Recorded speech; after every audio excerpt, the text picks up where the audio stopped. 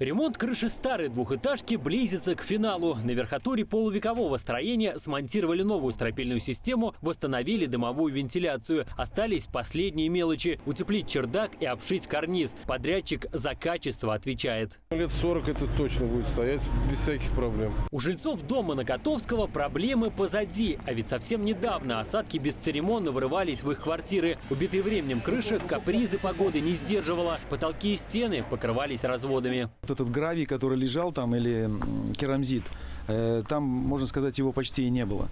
То есть, и когда сейчас положили 15 сантиметров, как оно должно быть, все сказали, второй этаж, вообще тепло даже стали. Да так, что котлы пришлось убавить. Жарко, даже слишком. Как и в самом центре Сенгилея, на улице Октябрьской. Погода в доме здесь тоже изменилась. И снова спасибо капремонту. Решились на него не сразу. Ветхий домишко до последнего укрепляли своими руками. Делали отмостку, ремонтировали подъезды. А почему-то крышу решили сами не крыть? Ну, это уже, да, тут надо специалист, все.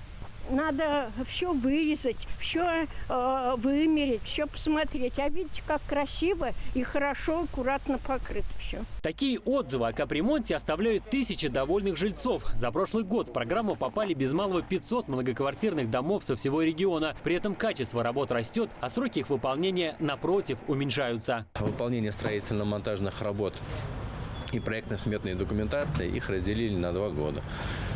За счет этого получилось, что подрядчикам стало дополнительно выделяться время для того, чтобы выполнить эти работы уже в течение 1 года. Сотрудники фонда резюмируют. Чаще всего люди жалуются на полуразрушенные крыши и облезлые фасады. Именно их собственники квартир обновляют в первую очередь. Запросов на капитальный ремонт хватает и в этом году. Уже сейчас в списке 300 многоквартирных домов. Павел Игнатьев, Герман Баранов. Вести Ульяновск, Сенгилеевский район.